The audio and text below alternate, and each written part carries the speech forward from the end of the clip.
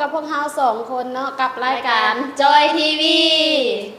วันนี้เราจะมาฟังเพลงของวง BTS เนาะวงนี้กำลังดังเลยอยู่เกาหลีอยู่ต่างประเทศก็ดังคือกันเพลงที่มีชื่อว่า DNA มีเนื้อในว่าถึงอย่างนั้นเราไปฟังนำกันเลยไปฟังนำกันเลยเนาะเพลง DNA นักร้องวงชื่อว่าอย่างก็นักร้องวง BTS มีจักคนนักร้องวงนี้มีอยู่7 คนเนาะ7 คนผู้ชายล้วนผู้ชายหล่อเลยไปฟังนำกันเลยเนาะวันนี้เนาะ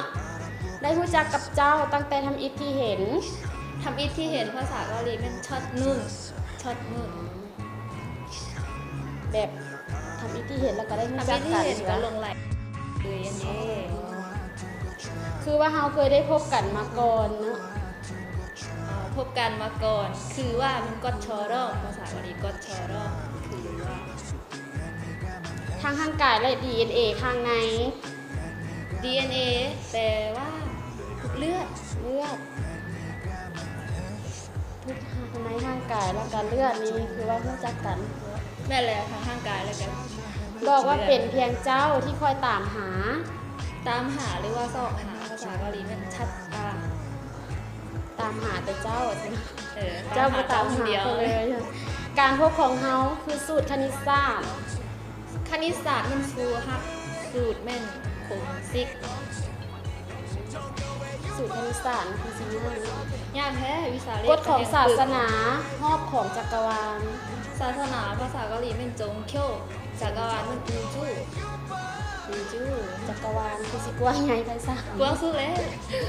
เป็นโชคชะตาของค่อยโชคชะตาภาษาเกาหลีเป็นอุนย่องโชคชะตาพาเฮาพบกันไปแล้วเจ้าเป็นความฝันของค่อยเป็นความฝันภาษาเกาหลีมันกุ้มแต่ละคนล้วนแต่มีความฝันกันทั้งนั้นจับมือคู่นี้ไว้อย่าฝ่าฝืนโชคชะตาฝืนแล้วมันเป็นอย่าง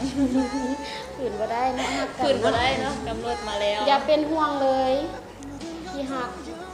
เป็นห่วงภาษาเกาหลีมันก๊อกจ้องฮาดาอย่าเป็นห่วงมันก๊อกจ้องฮาจิมาเพราะว่าเรื่องทั้งหมดบ่แม่นความบังเอิญความบังเอิญภาษาเกาหลีมันอูย่อนเฮาต่างกันอย่างสิ้นเชิงเบบี้ที่อาจจะใช้สำหรับคนที่เป็นแฟนกันแล้วเขาเอิญแบบน่ารักคือเบบี้ใช้เพื่อความน่ารักจะเนาะใช้เป็นตัวแทนของกันและกันซะเนาะแม่นพวกเฮาจะซอกหาโชคชะตาก็คือเฮาเว้าบ่มีกี้อะไรเนาะอุ่นเนี่ยเว้าหลายเทื่อจริงซื่อซอกโชคชะตาไว้นำกันเนาะตั้งแต่มื้อที่จักรวาลเกิดขึ้น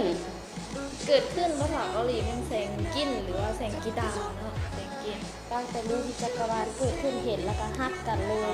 คือสิแรกพบหรือว่าฮักแรกพบสิเนาะสืบต่อในโลกโดยบ่มีการสิ้นสุดสืบต่อมันเคโซกเนาะสืบต่อไปเรื่อยๆเนาะบ่มีวันสิ้นสุดจักเทื่อเนาะมีชาติที่แล้วหรือชาติหน้าที่แล้วเป็นจนแซงชาติหน้าเป็นทาอึ้งแซงเพราะว่าชาตินี้หรือว่าชาติหน้าก็จะฮักกันตลอดไป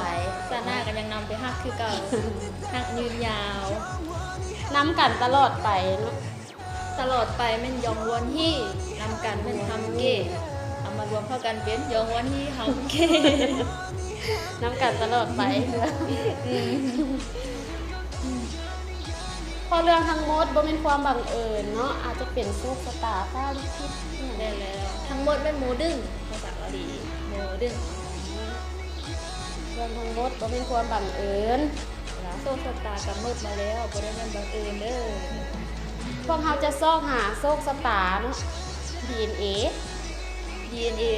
เป็นชื่อของเพลงเลยกรุ๊ปเลือดสิวะเพลงกรุ๊ปเลือดสิวะเป็น DNA เนาะเพลงของ DNAคอยต้องการความฮักนี้ I want is this love I want ก็คือสิมันค่อยต้องการเนาะค่อยต้องการ I want want แม่นต้องการแล้วคอยต้องการความฮักแท้ๆ I want is